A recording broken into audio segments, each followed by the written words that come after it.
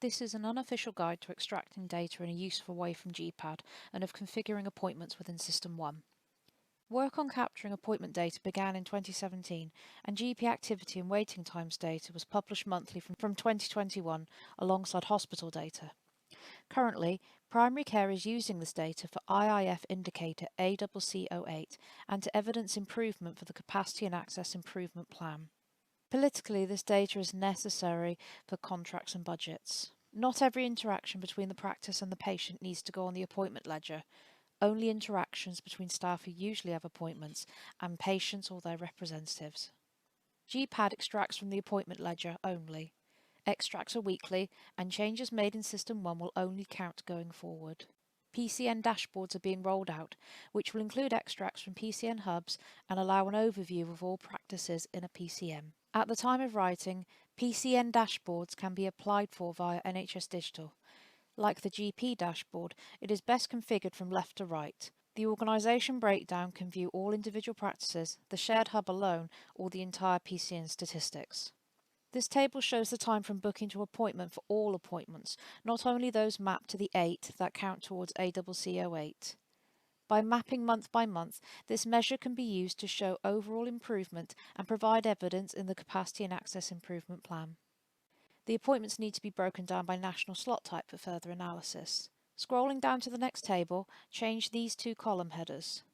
The 8 slot types are noted at the top, and now the table shows the number of each slot type beneath the different time periods. The ACC08 monitoring tool can be used to quickly sort and refine this data. The PCN appointments dashboard and the GP appointments dashboard are the same configuration, and the steps shown will work on both. GPAD requires that all appointments are meticulously and accurately mapped in order to capture the volume of work taking place in general practice. Incorrect mapping will result in poor quality data, affect your achievement for ACC08, and misrepresent the activities of your practice. Use this straightforward guide to accurately map your appointment slots. A useful exercise is to export the slot types from SystmOne into Excel and use this view to conduct an audit. Simply right-click and select Open as CSV. Here you can see how a slot type may be incorrectly mapped. For example, a blocked emergency appointment and appointments that should be planned clinics. Practices commonly have a high number of general consultation routine slots that should be planned clinics, which are not included in ACC08. Appointment exception reporting is now available in SystmOne, which will allow an exception flag to be applied at the time of booking the appointment.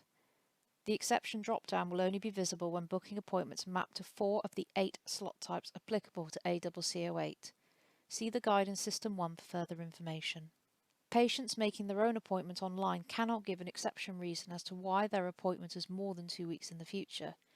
TTP have noted that appointments that the patient has booked online will be flagged as an online services appointment and be excluded in the count. Looking more specifically at appointment mapping and data quality, it is helpful to understand the components of a national slot type. The service setting will primarily be practice. PCN should be used when the staff is in a PCNR's role, or if the PCN has funded the staff or the clinic. The distinction is not always clear, and NHSE requests only that you make a good faith attempt to map correctly.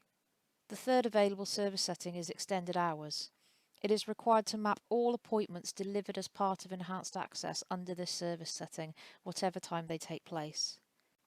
The fourth and final service setting is Other, for appointments delivered in the practice by another provider, such as aortic aneurysm screening. Only use this if the ledger is normally used to record these appointments. GP appointment categories are further divided into 3 context types and broadly groups of work on the ledger. This is important to note as the majority of data quality issues on GPAD are from the context type not matching the type. For example, a blocked general consultation acute or a bookable clinical housekeeping/admin. The final component of the national slot type is the category. A reminder here of what is counted as a single appointment. This is relevant when a patient is triaged through written, telephone and face-to-face appointments. For example, an online query from the patient is examined by a doctor whom references the patient's medical record to triage them. Rather than replying back via text, the doctor telephones the patient to ask questions, listen to their voice and make a more thorough assessment. The doctor decides that the patient needs to be seen and so books a face-to-face appointment. This represents 3 appointments with the same patient for the same issue on the ledger, each recorded with a different appointment method. The online consultation method encapsulates software systems that allow a patient to contact the practice. Here are the appointment methods. SystmOne has updated online appointment to include written, perhaps to more explicitly incorporate the communications over NHS app, AccuRx and other online platforms. There is some uncertainty as to what is considered an online consultation, and especially with regards to AccuRx.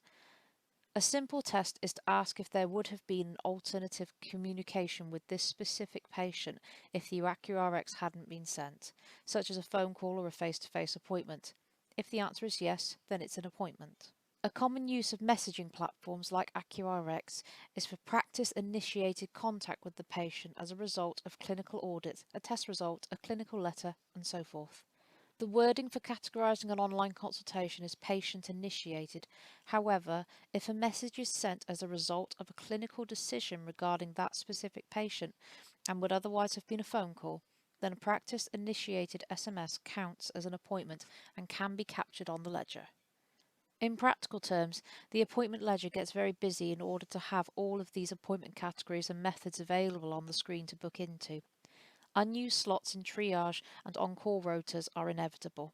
The recommendation is to delete these slots, however this is an enormous administrative burden. NHSC acknowledges that data on available appointments is misleading and will not be used at this time. Some staff don't typically have time-specific appointment slots and tend to work from work lists. This is a suggestion for managing work lists for staff such as social prescribing link workers, care coordinators and health and well-being coaches. The 3 kinds of work that they do can be split up for correct mapping, with gaps in between each section so that there is room to extend and add additional patients. Patient clinical admin slots will allow staff to capture the care-related activity done for and on behalf of patients, such as contacting care organisations and completing application forms. With regards to care homes, the care home ran per the DES is mapped to a national slot type that does not count towards ACC08. Ad hoc care home visits outside of delivering the DES service requirements, however, do and should be captured in their own appropriate slot type. Squeeze-in appointments are common practice but cause data quality issues on the GPAD because the slots are counted, not the appointments on top. Extend the clinics instead. Whilst you're checking your slots and inevitably making new ones, bear the appointment viewing settings in organisation preferences in mind. This is not the same as appointments that are available for patients to book themselves online. The bookable slot types will be visible as upcoming appointments in patients' online services. It's a lot of work, and certainly there will be more papers coming out that link work into the GPAD. So good luck.